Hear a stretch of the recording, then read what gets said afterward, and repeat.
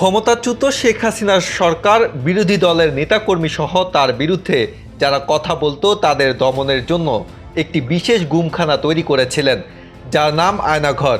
৫ আগস্টের পর থেকে এই শব্দ এখন দেশে বহুল আলোচিত, যেখানে বন্দি করে রাখা হতো তার বিরুদ্ধে কথা বলাদের।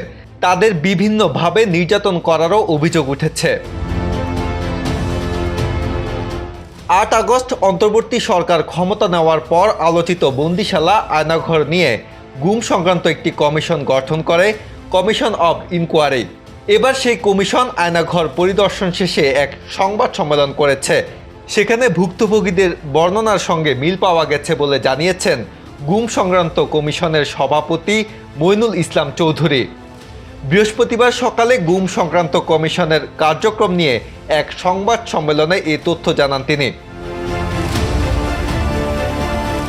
আয়নাঘর পরিদর্শন শেষে অবসরপ্রাপ্ত বিচারপতি মইনুল ইসলাম চৌধুরী জানান, সেখানে আর কোনো ভুক্তভোগীকে পাওয়া যায়নি। এরই মধ্যে আয়নাঘরে নানা পরিবর্তনের পাশাপাশি গুরুত্বপূর্ণ প্রমাণ মুছে ফেলা হয়েছে। অনেক দেয়ালে রং করা হয়েছে, সেই সঙ্গে কক্ষ ভেঙে ফেলারও প্রমাণ পাওয়া গিয়েছে। কমিশনের সদস্যরা লিখিতভাবে আয়নাঘরে সব ধরনের পরিবর্তন স্থগিত করার পরামর্শ দিয়েছেন। মূলত আলামত নষ্ট করার উদ্দেশ্যেই সবকিছু মুছে ফেলা হতে পারে। অভিযুক্তদের তলব করে বিষয়টি ব্যাপকভাবে খতিয়ে দেখার কথা জানিয়ে তিনি বলেন, গুমে অভিযুক্ত যেসব ব্যক্তি পালিয়েছেন তাদের বিরুদ্ধে আইন অনুযায়ী ব্যবস্থা নেওয়া হবে। যে কোনো মূল্যে অপরাধীদের বিচারের আওতায় আনার কথা জানান তিনি।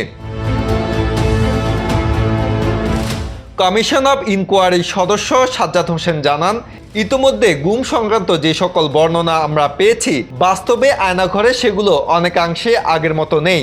বেশ কিছু জিনিস পরিবর্তন করা হয়েছে, কিছু ভেঙে ফেলা হয়েছে। গুম সংক্রান্ত কমিশন জানিয়েছে, মাত্র 13 কার্যদিনে 400টি গুমের অভিযোগ জমা পড়েছে। এগুলোর বেশিরভাগই র্যাপিড অ্যাকশন ব্যাটালিয়ন র্যাবের বিরুদ্ধে।